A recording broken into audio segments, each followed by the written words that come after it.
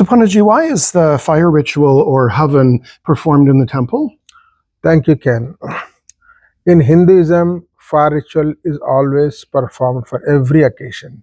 In fact, when you get married, you bring the fire from your father, from the father's house, and establish in your new home after your marriage, and that fire is lit till the end of the life. So the fire you bring from your father's house, you light it in your house, and 3 times a day you do the offerings into the fire so that the fire stays lit. The 3 times offering the fire is called Trikalagni. 3 times we do the fire ritual every day from ancient traditions. That was our Hindu tradition. That was done all through the life, and finally, when the person dies, the fire from the same fire that is lit long back, collected in a pot, and that pot is brought to the funeral home, and the same fire the body is also burnt. That is a tradition. So fire ritual is performed all the time, every time, for every occasion. For housewarming it is performed, for marriage it is performed, for naming ceremony it is performed, for every occasion. The fire ritual is performed. For Hindus, fire is very, very sacred. Why is it sacred? Because fire, when you light a fire, you have to offer things into the fire. Like you put some wood, some herbal powders, some clarified butter or ghee into it. All these various offerings are offered into the fire, including sweet is offered into the fire. In big fire rituals called Yagnyas, done on a large scale in the community level, they even offer like clothing, saris, lot of things are offered into the fire. So fire ritual is elaborately performed in the public places, and about that fire ritual, it is described in the Kalpa Sutras. But the fire rituals in the house, it is described in the Gruhya Sutras. The formulas are the instructions for household fire rituals, and there is a public fire rituals. Public fire rituals are described in the Kalpa Sutras, and the home fire rituals are described in the Gruhya Sutras. So there are many Gruhya Sutras in India. As a priest, you need to know what is a Gruhya Sutra. According to that Gruhya Sutra, what you follow, you perform the fire rituals. A lot of people don't know. When I'm a priest, I'm supposed to know what is my Gruhya Sutra, what is my formula or instruction for performing various rituals, including fire ritual. All that is given in the Gruhya Sutras, a special book written by saints. So different Gruhya Sutras are written in India for different parts of India. So they're slightly different everywhere, but they have universal theme in all of them. So according to that Gruhya Sutras, fire rituals are performed at home. According to Kalpa Sutras, fire rituals are performed in the public places. So fire ritual is very, very important according to Hinduism. Because when you observe what fire does, you can simply understand that when you're driving a car, the fire ritual is being continuously performed in the car. You might ask how. The car has an internal combustion engine, and you put gas in it, and the gas is called chemical energy according to mechanical engineering or science. The gas is called chemical energy. When you put in the internal combustion engine of a car, the gas is compressed and lit on fire. As soon as it's lit on fire, it explodes and moves the piston and moves the wheels, and the car moves. So in this way, the chemical energy in the form of gas is converted into mechanical energy of the wheels and movement of the car. So in this way, the gas ultimately runs out, and then the gas is sacrificed so that you can move anywhere you want and arrive at your destination. So in this way, gas is sacrificed into the fire in the car, and you are moving forward. So you're giving up something like a gas and moving to wherever you want. So for a lower sacrifice, something you lower, you sacrifice or offer to the fire that transforms into something higher.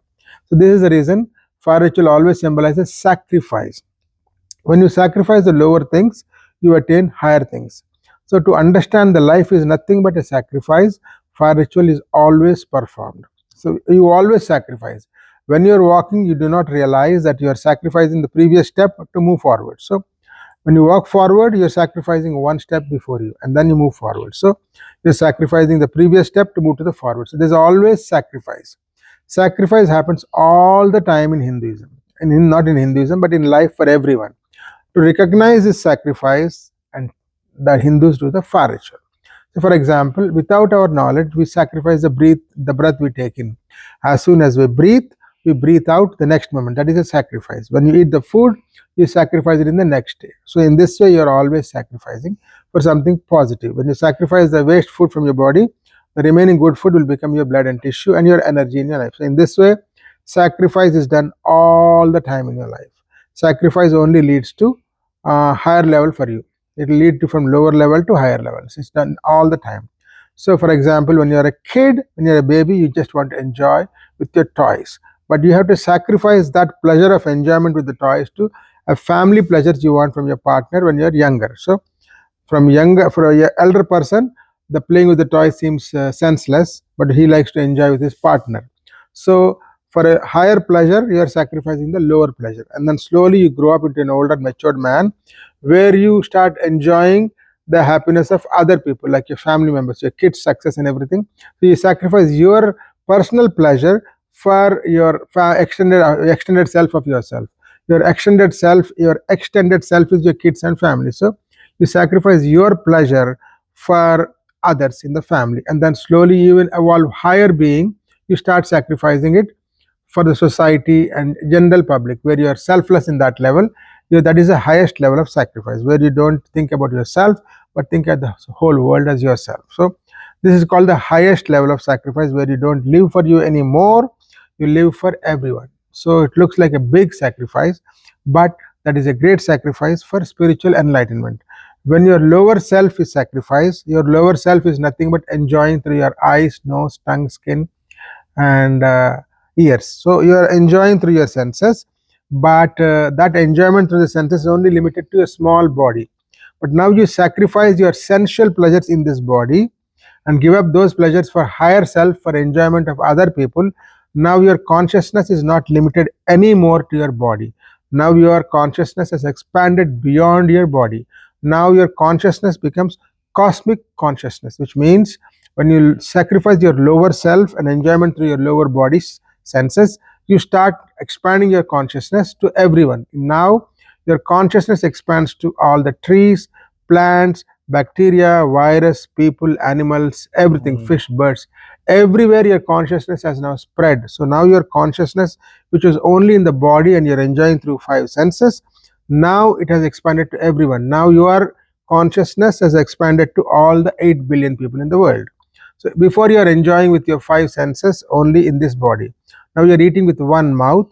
Now you're eating with 8 billion people's mouths. So you're eating Vietnamese food, Chinese food, Japanese food, American food, any kind of food you're eating through all these different people. Everything you're enjoying now through the senses of all the people in the world, not only humans but birds, animals, and trees. How they enjoy the life, you also experience those experiences. So now you think you're sacrificing something great, but really you're sacrificing your limited happiness to infinite happiness, because now your happiness is everywhere. So you actually need to do that, but we are scared to give up this lower self because we are only knowing the small enjoyment in our life.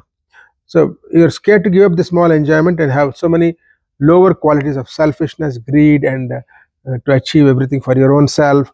But this is a lower self enjoyment. You need to ultimately rise to higher self enjoyment of selflessness, sacrificing, and helping others, and happiness for other people. When you do that, your lower self becomes expanded self or cosmic consciousness, and then you can experience infinite happiness through so many places in so many life forms. That is the reason the sacrifice of lower qualities, lower self, lower sensual pleasures is very important for higher spiritual life. That is the reason it is called Havan, Yagnya. Sacrifice need to be done all the time.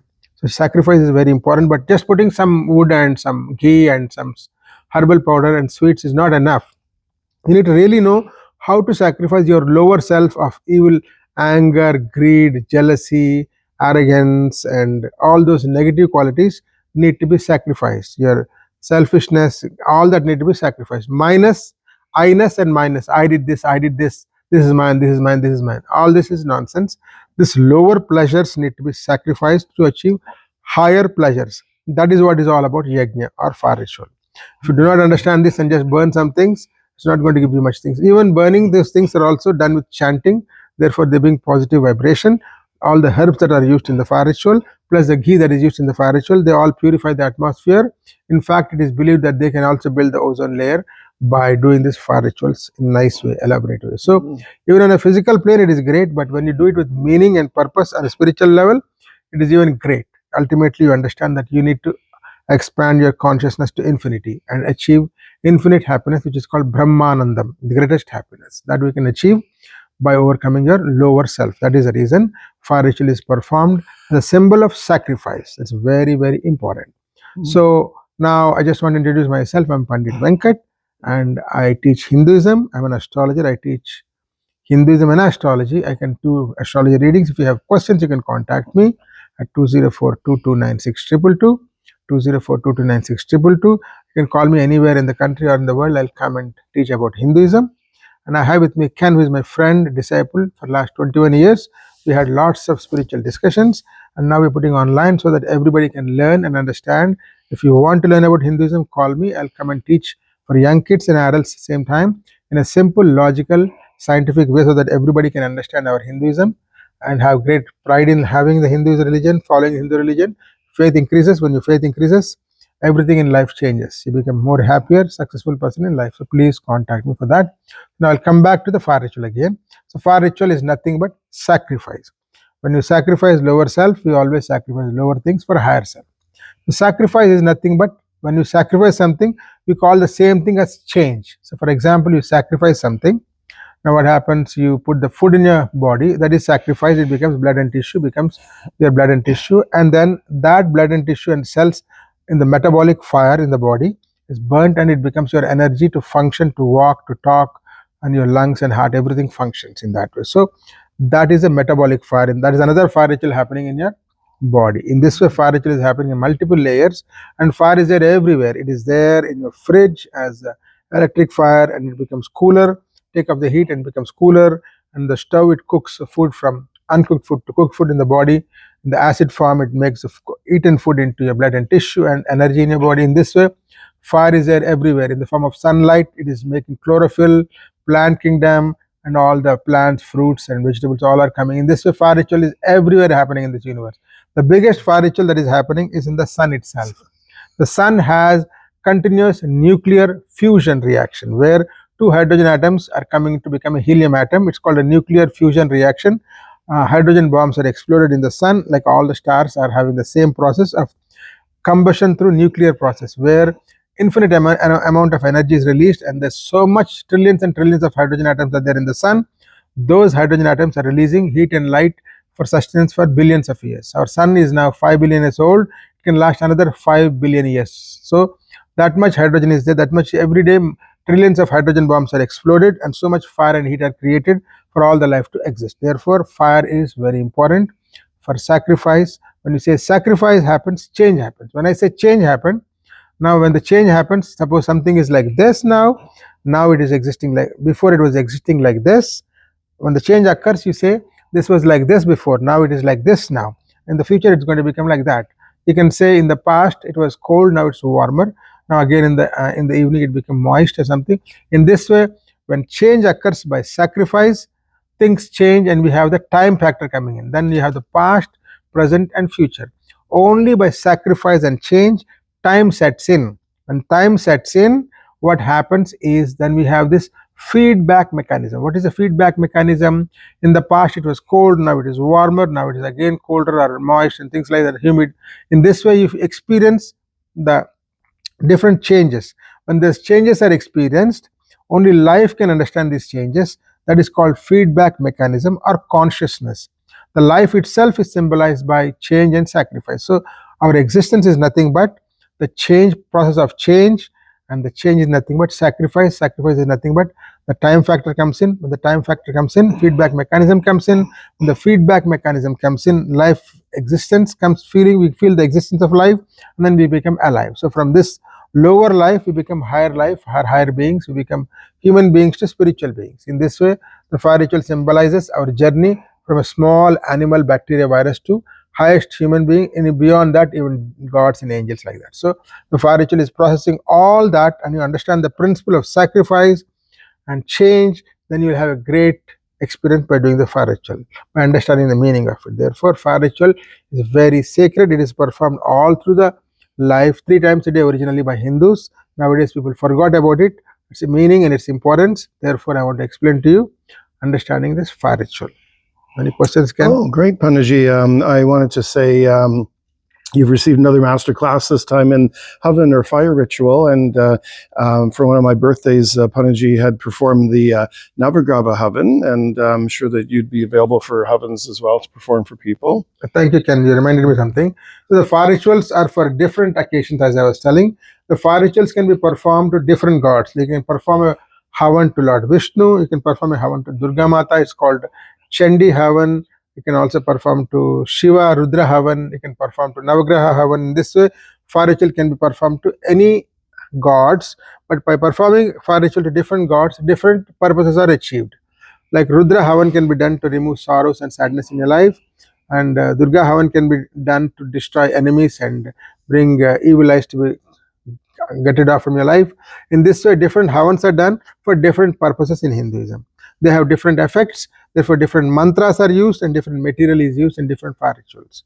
For a birthday, you have to do Ayushya Homam, which is to increase your lifespan. Every birthday, we are losing 1 year. Therefore, to increase your lifespan, we do Ayushya Homam or Ayushya fire ritual on every birthday. In this way, there are different fire rituals for different occasions.